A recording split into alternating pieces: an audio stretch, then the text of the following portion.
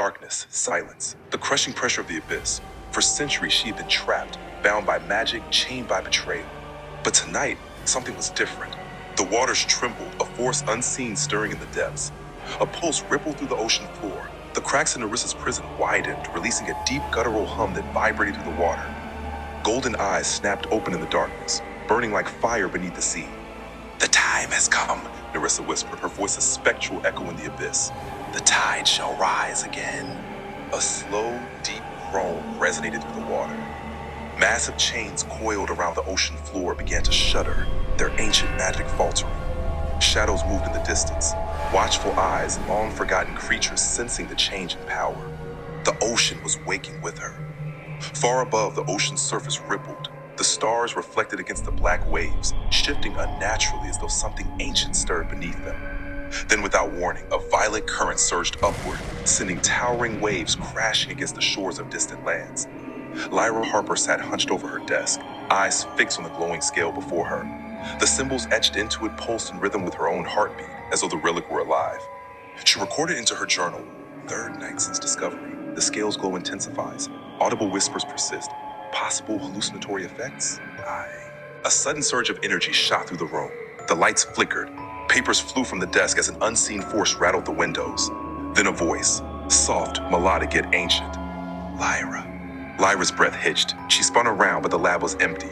"This is insane," she muttered, pressing her fingers to her temples. "I need to figure this out. A sharp knock at the door made her jump. She hesitated, reaching for the nearest object to defend herself. Another knock, louder this time. Dr. Moreau stood in the doorway, sharp eyes scanning the chaotic lab. "Lyra, what the hell is going on? You sounded frantic over the phone." Lyra hesitated, then gestured toward the scale. It's reacting. The symbols are shifting, and I keep hearing voices." Dr. Moreau stepped closer, examining the artifact with a frown. "This isn't just a relic, it's a beacon, and I have a feeling something or someone is answering its call." She pulled an old leather-bound book from her bag, flipping to a page depicting an identical glowing scale. "There's a legend about an artifact like this. It was part of the spell that imprisoned the Mermaid Queen." Lyra's eyes widened. "Are you saying the scale could be hers?" Dr. Moreau nodded grimly. "And if it's waking up, so is she." A low hum filled the room. The scale vibrated violently, pulsing in a chaotic rhythm. Lyra and Dr. Moreau exchanged wary glances. Then the windows shattered. Alec Rivers kept his eyes on the horizon, his grip tightening on the wheel of his boat. The storm had passed, but the unease remained. Behind him, Selene stirred, her silver hair matted with seawater. She coughed, her voice hoarse. "You should have let me drown." Alex scoffed. "Not exactly my style. Now, you mind telling me what the hell you meant about the Queen waking up?" Selene's glowing blue eyes met his. Neryssa was the greatest ruler of the merfolk until her heart turned to vengeance. She waged war on humanity, seeking to reclaim the seas, but she was betrayed, imprisoned. She exhaled shakily. "And now, after centuries, the ocean calls her name once more." Alec clenched his jaw. "And what? You expect me to believe she's just going to rise up and finish what she started?" Selene's gaze darkened. "She will rise, and if she does, the world will drown." A long silence stretched between them. The boat rocked gently over the waves, the sea unnervingly calm. Alec cast a wary glance at Selene. "So what do we do?" Selene hesitated.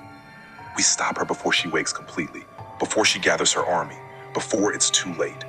A loud splash interrupted them. Something large moved beneath the boat, its massive shadow circling below. Alec grabbed a flashlight, pointing it into the water. A single glowing eye peered back at him.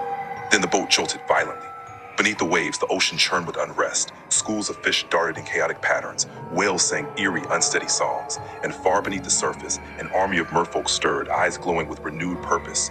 On the shore, a fisherman cast his net into the water, only for it to be pulled under with unnatural force. A moment later, the ocean spat it back onto the sand, shredded. A distant rumble shook the seabed, the first tremor of war.